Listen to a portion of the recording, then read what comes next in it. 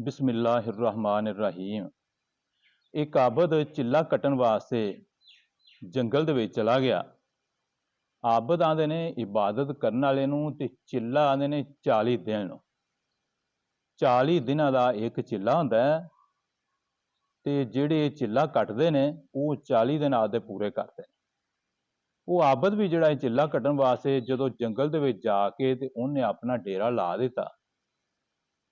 उत्थे वो इस वास्ते गया सी भी मैं दुनिया तो अलग थलग हो के यक सूई नाल ते हमा तन गोश हो के ते अल्लाह दी इबादत करा ते अल्लाह नूं राजी कर लवां। वो रात भी उत्थे रहिंदा सी, दिन भी उत्थे रहिंदा सी। दुनियादारे तो बिल्कुल दूर तन तनहा उत्थे अपनी इबादत दे विच मसरूफ रहिंदा सी, ताकि ना वो शहर नूं आवे ते ना उहनूं कोई परेशानी जिहड़ी वो होवे। जदों 36 दिन पूरे हो गए एक गैबी आवाज़ आई आबद नूं भी तूं शहर दे विच चला जा ते फलां फलां भांडियां वाली एक दुकान है ते उत्थे जाके बैठ जा ते उत्थों दा मंजर जिहड़ा है वो देख।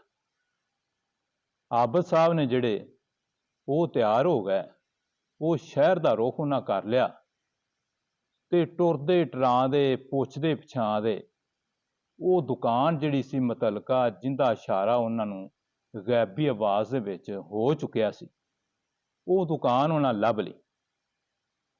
उत्थे जाके अइये वो बैठे ही ने।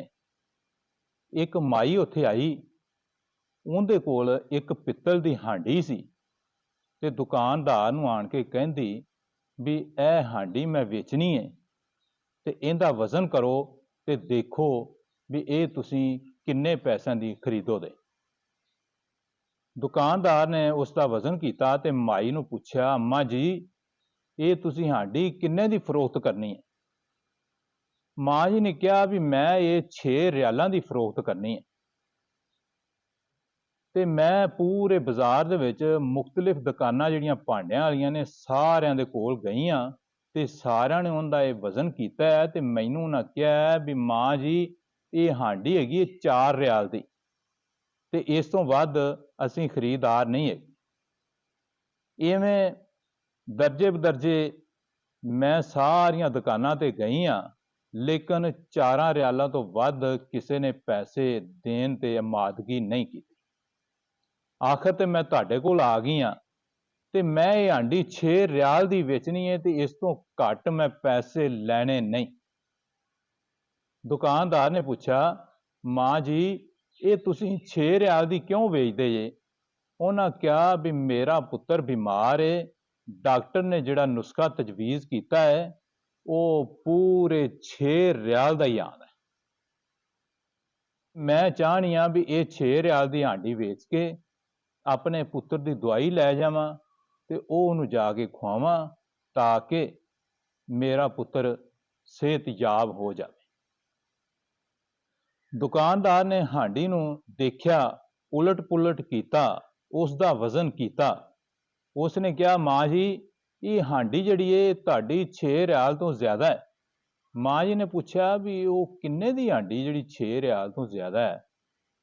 ते दुकानदार ने कहा भी ये हांडी पूरे 30 रियाल दी है ते अपने गले दे विचों पैसे गिनने शुरू कर दिते ते 30 रियाल गिन के ते उस अम्मा दी तली दे उत्ते रख दिते। आख्या, अम्मा जी ए लो ए हांडी तुहाडी मैं 30 रियाल दे विच खरीद लई। माँ जी ने कहा भी मैनूं मजाक ना कर, ये मेरी हांडी 4 रियालों तो वध जिहड़ी है कोई खरीदण ते तैयार नहीं ते तुसीं मैनूं 30 रियाल दे रहे जे। उसने कहा, नहीं माँ जी ये 30 रियाल दी है, हांडी दे दो ते तुसीं पैसे लैके ते घर चले जाओ ते अपने पुत्र दी जाके दवाई खरीदो। माँ जी उत्थों उठे 30 रियाल लैके ते वापस चले गए। जिहड़े आबद साहब बैठे सी इन्हां ने सारा माजरा जदों वेख्या ते उस दुकानदार नूं कहा, भाईजान मैनूं लगदा है भी दुकान तुसीं नवीं नवीं पाई है ਤੁਹਾਨੂੰ ਇਹ ਖਰੀਦੋ ਫਰੋਖਤ ਕਰਨ ਦਾ ਐਡਾ ਚੱਜ ਨਹੀਂ ਹੈਗਾ। ਇਹ ਹਾਂਡੀ ਜਿਹੜੀ ਮਾਈ ਦੱਸਦੀ ਪਈ ਵੀ ਪੂਰੇ ਬਾਜ਼ਾਰ ਦੇ ਵਿੱਚ ਇਹਦੀ ਕੀਮਤ ਜਿਹੜੀ ਹੈ ਉਹ ਪੈਂਦੀ ਪਈ 4 ਰਿਆਲ, ਤੇ ਮਾਈ ਦਾ ਮੁਤਾਲਬਾ ਇਹ ਸੀ ਵੀ ਮੈਂ ਪੂਰੇ 6 ਰਿਆਲ ਦੀ ਹਾਂਡੀ ਫਰੋਖਤ ਕਰਨੀ ਹੈ ਤੇ ਇਸ ਤੋਂ ਘੱਟ ਪੈਸੇ ਮੈਂ ਨਹੀਂ ਲੈਣੇ। ਤੇ ਤੁਸੀਂ ਉਹਨੂੰ ਨਾ ਆਓ ਦੇਖਾ ਨਾ ਤਾਓ ਤੇ 30 ਰਿਆਲ ਗਿਣ ਕੇ ਤੇ ਉਹਦੇ ਹੱਥ ਤੇ ਤੁਸੀਂ ਰੱਖ ਦਿੱਤੇ ਨੇ। ਇਹ ਜਿਹੜਾ ਸੌਦਾ ਤੁਸੀਂ ਕੀਤਾ ਹੈ ਇਹ ਸਰਾਸਰ ਘਾਟੇ ਦਾ ਸੌਦਾ ਕੀਤਾ ਹੈ। ਅਗਰ ਤੁਸੀਂ ਇਸ ਤਰ੍ਹਾਂ ਹੀ ਸੌਦੇ ਕਰਦੇ ਰਹੇ ਤੇ ਦੁਕਾਨ ਜਿਹੜੀ ਹੈ ਚੰਦ ਦਿਨ ਤੋਂ ਬਾਅਦ ਜਾਂ ਚੰਦ ਮਹੀਨਿਆਂ ਤੋਂ ਬਾਅਦ ਖਤਮ ਹੋ ਜਾਣੀ। ਉਸ ਦੁਕਾਨਦਾਰ ਨੇ ਕਿਹਾ ਵੀ ਮੈਂ ਇਹ ਜਿਹੜਾ ਸੌਦਾ ਕੀਤਾ ਹੈ ਇਹ ਬਹੁਤ ਨਫੇ ਵਾਲਾ ਸੌਦਾ ਹੈ। ਆਬਦ ਸਾਹਿਬ ਨੇ ਕਿਹਾ ਵੀ ਤੁਸੀਂ ਉਹਨੂੰ 30 ਰਿਆਲ ਕਿਉਂ ਦਿੱਤੇ ਨੇ?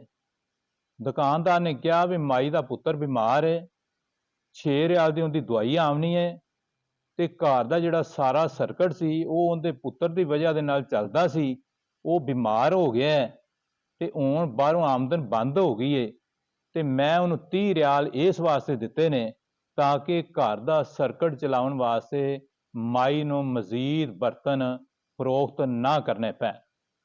ਆਬਦ ਸਾਹਿਬ ਨੇ ਜਦੋਂ ਇਹ ਵੇਖਿਆ ਤੇ ਬੜੇ ਹੈਰਾਨ ਹੋ ਗਏ। ਉਹਨਾਂ ਕਿਹਾ ਵੀ ਮੈਂ ਜੰਗਲ ਦੇ ਵਿੱਚ ਡੇਰੇ ਲਾ ਕੇ ਤੇ ਅੱਲਾ ਨੂੰ ਰਾਜ਼ੀ ਕਰਨ ਵਾਸਤੇ ਚਿੱਲਾ ਕੱਟਣਾ ਪਿਆ, ਲੇਕਿਨ ਅੱਲਾ ਨੂੰ ਤਾਂ ਰਾਜ਼ੀ ਤੂੰ ਕਰ ਗਿਆ ਜਿਨਨੇ 30 ਰਿਆਲ ਦੇ ਕੇ ਤੇ ਅੱਲਾ ਨੂੰ ਖੁਸ਼ ਕਰ ਲਿਆ। अस्सलाम वालेकुम।